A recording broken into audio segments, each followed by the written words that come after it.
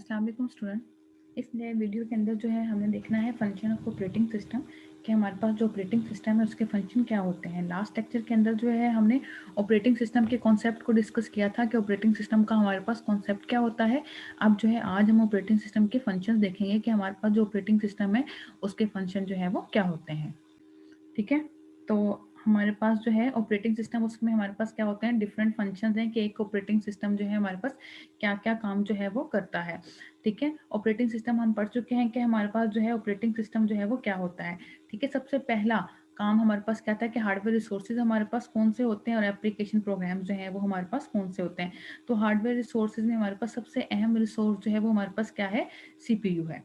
ठीक है, और उसके बाद हमारे पास सबसे अहम रिसोर्स आता है हार्डवेयर के अंदर, वो आता है हमारे पास मेमोरी। ठीक है, जिसको हम आमतौर पे क्या कहते हैं, रैम का जो है हमने क्या उसको है जो नाम दिया है रैम। ठीक है, उसके अंदर हमारे पास क्या होती है, डिफरेंट मेमोरी लोकेशंस हम होती हैं। ठीक है, और हर मेमोरी लोकेशन के अंदर हम क्या करते हैं, कोई ना कोई इंस्ट्रक्शन जो है वो स्टोर करते हैं। ठीक है, इसके अलावा हमारे पास जितने भी हमारे इनपुट और आउटपुट डिवाइसेज हैं, माउस, कीबोर्ड, प्रिंटर, ठीक है, ये सारे के सारे हमारे पास जो इनपुट आउटपुट डिवाइसेज हैं ये क्या होते हैं। ठीक है, इन तमाम चीज़ों को हम क्या कहते हैं, हार्डवेयर रिसोर्सेज कहते हैं। ठीक है, इनके बीच में हमारे पास क्या होता है, ऑपरेटिंग सिस्टम जो है वो क्या कर रहा होता है, वर्क कर रहा होता है। ठीक है, जिसको हमने यहाँ पे क्या कर लिया है, ओएस लिख लिया। ठीक है, ये एक हमारे पास क्या है, एक सॉफ्टवेयर है।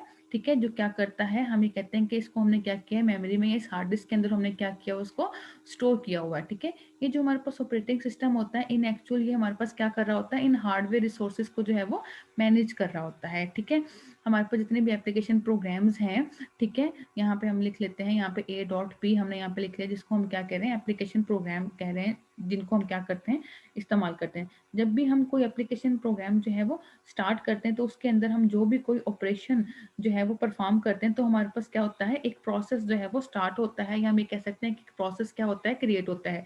जैसे हम क्या करते हैं, कोई भी हम अपने उस एप्लीकेशन प्रोग्राम को कोई कमांड देते हैं तो उस कमांड देने से क्या होता है, हमारे पास एक प्रोसेस जो है वो जनरेट होता है। ये प्रोसेस हमारे पास क्या होता है, एक प्रोग्राम होता है जिसके अंदर हमारे पास क्या होता है, कुछ इंस्ट्रक्शन जो है वो मौजूद होता है। ये प्रोग्राम हमारे पास डायरेक्ट जाके कहाँ पे स्टोर होता है, मेमोरी के अंदर जो है वो स्टोर हो जाता है। जब भी हम कोई भी एप्लीकेशन प्रोग्राम चला रहे होते हैं तो हमारे पास क्या होता है, डिफरेंट प्रोसेसर मौजूद है, पी लाइक P1 है, P1 P2 है, P3 है। ये तमाम के तमाम हमारे पास क्या है, डिफरेंट प्रोसेस है, और ये तमाम के तमाम हमारे पास क्या होते हैं, मेमोरी के अंदर स्टोर हो जाते हैं। और सीपीयू क्या करता है, यहाँ से इन प्रोसेस को जो है वो क्या करता है, फेच करता है। और ऑपरेटिंग सिस्टम यहाँ पे क्या करता है, इन तमाम प्रोसेस को जो है वो क्या करता है, मैनेज करता है। इनके प्रोसेस 1, प्रोसेस 2 और प्रोसेस 3 को सीपीयू तक पहुंचाने के लिए, ठीक है, सीपीयू को उसको प्रोसेस करने के लिए ऑपरेटिंग सिस्टम इसके अंदर क्या करता है, एक बहुत ही इंपॉर्टेंट रोल जो है वो प्ले करता है।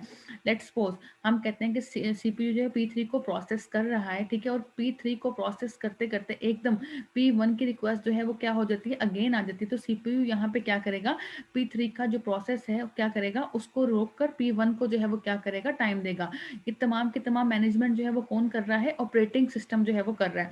जैसे ही P1 का काम क्या हो जाएगा, कंप्लीट हो जाएगा, तो ऑपरेटिंग सिस्टम जो है सीपीयू को बताएगा कि उसने क्या करना है, P3 को जो है वो टाइम देना है।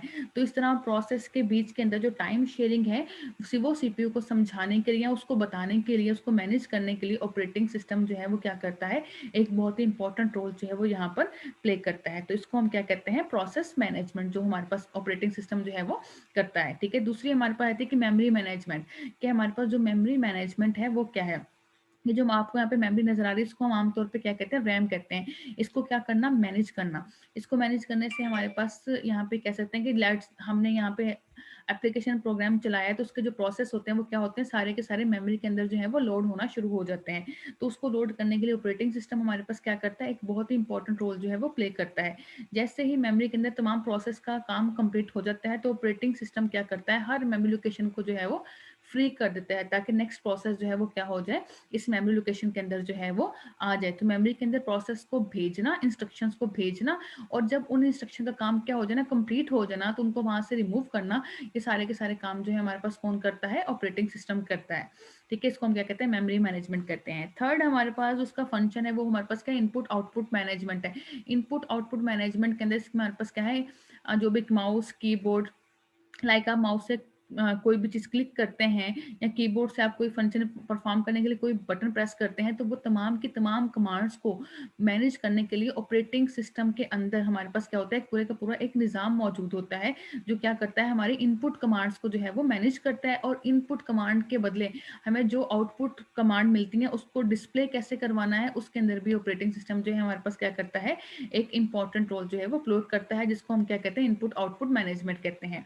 ठीक है, फोर्थ हमारे पास आता है फाइल मैनेजमेंट। के फाइल मैनेजमेंट हमारे पास क्या है, ये फीचर जो है हमारे पास क्या होता है, ऑपरेटिंग सिस्टम के अंदर जो है मौजूद होता है। उसमें हमारे पास क्या होता है, तमाम डाटा फाइल के अंदर मौजूद होता है। ठीक है, एक टाइप का हमारे पास जितना भी डाटा होता है उसको हम क्या करते हैं, एक फाइल के अंदर जो है वो क्या करवाते हैं, स्टोर करवा देते हैं।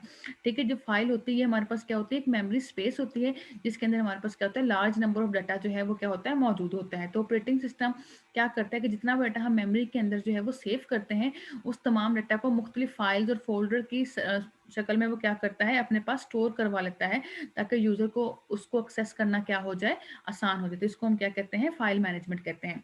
फिफ्थ हमारे पास क्या है, रिसोर्स मैनेजमेंट। ठीक है, इसको जो है हम पहले डिस्कस कर चुके हैं कि सीपीयू क्या करता है, इन तमाम चीज़ों की रिसोर्सेज की मैनेज करना, मेमोरी को मैनेज करना, ये हमारे पास क्या है, एक रिसोर्स है। इनपुट आउटपुट को मैनेज करना, ये भी हमारे पास क्या है, एक रिसोर्स है। ठीक है, इसके अलावा हमारे पास जो सेकेंडरी स्टोरेज है, जिसको हम हार्ड डिस्क का नाम जो है वो दिया है, या हार्ड डिस्क कहते हैं। ठीक है, उसको क्या करना, कंट्रोल करना, ये तमाम का तमाम काम क्या है, ऑपरेटिंग सिस्टम जो है वो क्या करता है। ठीक है, इसके अलावा हमारे पास अदर एंड पे हमारे पास जो हमारे पास एप्लीकेशन प्रोग्राम है, ये भी हमारे पास क्या है, रिसोर्सेज हैं। इनको मैनेज करना और इनके अंदर जितने भी प्रोसेस जो हैं वो एग्जीक्यूट हो रहे होते हैं, उनको क्या करना, एक सीक्वेंस से लेकर चलना, ये सारे का सारा काम भी हमारे पास कौन कर रहा होता है, ऑपरेटिंग सिस्टम कर रहा होता है। यहाँ से हम यहाँ पे ये कह सकते हैं कि ऑपरेटिंग सिस्टम जो है हमारे पास क्या है, एक इंटरमीडिएट जो है रोल जो है वो क्या कर रहा है, प्ले कर रहा है एप्लीकेशन प्रोग्राम के बीच में और हार्डवेयर रिसोर्सेज के बीच में। ठीक है, और फाइनल लास्ट फंक्शन जो है इसका हमारे पास क्या है, लास्ट वाला यूजर मैनेजमेंट है। ठीक है, आपने जब भी देखा है कि जब भी आप कंप्यूटर को इस्तेमाल करते हैं, तो इसका जो एक अहम यूजर होता है, जिसको हम क्या कहते हैं, एडमिनिस्ट्रेटर कहते हैं, या जिसको हम क्या कहते हैं, एडमिन कहते हैं। जो एडमिन होता है उसके पास हमारे पास क्या होते हैं, ये कह सकते हैं ज़्यादा इख्तियारात होते हैं। वो कंप्यूटर के अंदर उसकी सेटिंग के अंदर जो है वो क्या कर सकता है, बहुत सारे चेंजेस जो है वो कर सकता है। ठीक है, इसके अंदर हम और भी बहुत सारे यूजर जो है वो ऐड कर सकते हैं गेस्ट के नाम से, या उसको हम क्या कर सकते हैं, अपना एक यूजर नेम दे सकते हैं, उसको हम उसके अंदर क्या कर सकते हैं, एक पासवर्ड दे देते हैं, जिससे क्या होता है, हमारा डाटा क्या होता है, महफूज रहता है। तो ये पासवर्ड देना, ये न्यू यूजर क्रिएट करना, ये सारे का सारा काम भी हमारे पास कौन करता है, ऑपरेटिंग सिस्टम जो है वो करता है। तो इसके अंदर जो है हमने इस लेक्चर के अंदर आज हमने देखा है कि ऑपरेटिंग सिस्टम जो है हमारे पास क्या क्या काम जो है वो करता है। ठीक है, ऑपरेटिंग सिस्टम की एग्जांपल आपको पता होनी चाहिए कि ऑपरेटिंग सिस्टम की एग्जांपल्स हमारे पास कौन सी है, विंडोज। ठीक है, अगर हम अपने सिस्टम के अंदर विंडोज का इस्तेमाल कर रहे हैं, तो आप वहां पर जो है वो चेक करें, तो ये तमाम के तमाम ऑपरेशन, ये तमाम के तमाम मैनेजमेंट जो है, काम, ये सारे के सारे हमारे लिए कौन कर रहा होता है, विंडोज कर रहे होते हैं। अगर आप देखें कि आपके पास विंडोज ही मौजूद नहीं है, तो उसके अंदर ये तमाम के तमाम काम जो है हमारे पास नहीं हो रहे होते हैं। तो आपने इसमें देखा कि इसके अंदर हमारे पास जो ऑपरेटिंग सिस्टम है उसके इंपॉर्टेंट फंक्शन जो हैं वो हमारे पास क्या है। तो हमारे पास जो ऑपरेटिंग सिस्टम है उसके हमारे पास क्या है, ये कुछ इंपॉर्टेंट फंक्शन है जो ऑपरेटिंग सिस्टम हमारे पास क्या करता है, परफॉर्म करवाता है। इसको जो है हमने वन बाय वन देख लिया कि ये क्या होते हैं। ठीक है, तो ये आज के हमारे पास क्या थे, फंक्शन ऑफ ऑपरेटिंग सिस्टम थे, जिनको आज हमने डिटेल के साथ देख लिया। ठीक है, थैंक यू, अल्लाह हाफिज।